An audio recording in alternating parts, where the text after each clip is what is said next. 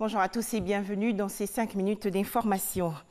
Des images pour commencer avec la signature hier de cet accord de convention entre la Côte d'Ivoire et la Banque mondiale. Ce document marque l'adhésion ivoirienne au projet de renforcement des capacités des femmes et cadres africains du secteur public. Cérémonie en présence du Premier ministre Amadou Gon Coulibaly et du vice-président de la Banque mondiale chargé des ressources humaines, Ousmane Diagana. J-1 avant la visite d'État dans la région du Hounzi du président de la République, Alassane Ouattara. Les femmes du Hounzi se mobilisent donc pour réserver un grand accueil au chef de l'État.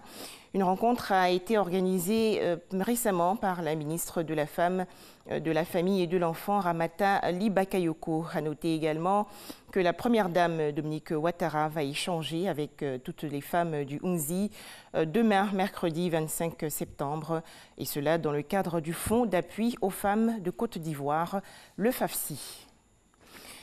Le ministère des Transports a fait récemment le point de ses activités.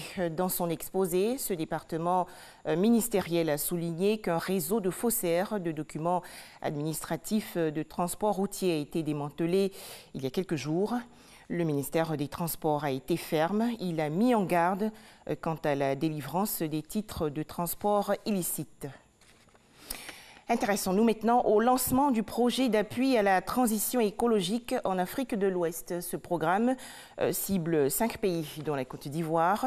Objectif, améliorer les exploitations agricoles familiales. Les explications dans ce reportage de Nadia Edja et Cheikh Koné. D'une durée de 4 ans, le projet d'appui à la transition agroécologique au Sahel et en Afrique de l'Ouest va s'étendre sur 5 pays dont la Côte d'Ivoire, le Mali, le Burkina Faso, le Sénégal et le Togo. Ce projet vise à améliorer les performances des exploitations familiales agricoles pour la sécurité alimentaire. Il est financé par l'Agence française de développement, AFD, pour un montant global d'environ 5 milliards 800 millions de francs CFA. La transition agroécologique, je crois qu'on n'a plus le choix.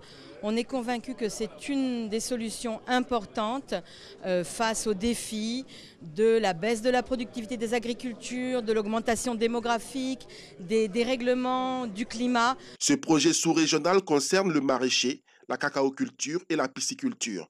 Pour le ministre de l'Agriculture et du Développement rural, il s'inscrit dans le programme national d'investissement. Il est de ce fait important que le MINADER s'associe à sa mise en œuvre pour le bien-être de nos braves acteurs du monde agricole. Le projet va impacter plus de 2500 producteurs.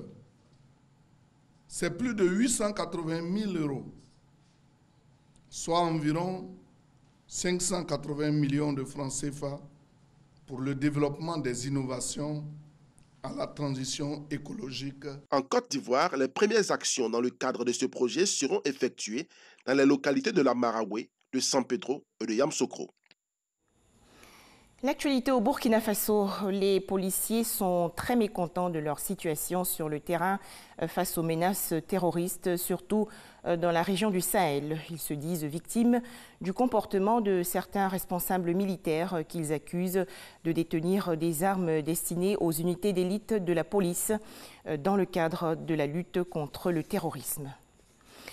Dans l'actualité également, l'ouverture aujourd'hui des travaux de la 74e Assemblée générale des Nations unies. Un total de 143 chefs d'État et de gouvernement se sont inscrits pour intervenir lors de la semaine de haut niveau de l'Assemblée générale de l'ONU.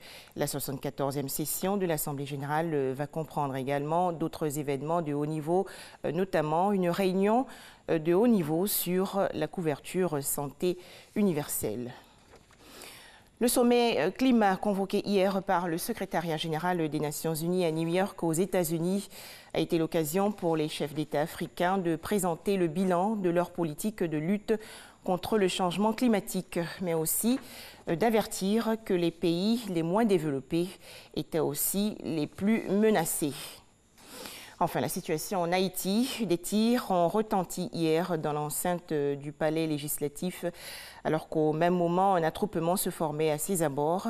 Le président haïtien Jovenel Moïse avait convoqué une séance au Sénat pour que la plus haute chambre du pays ratifie son choix de nommer Fritz William Michel au poste de Premier ministre. Voilà, merci de nous avoir suivis. 13h, le journal.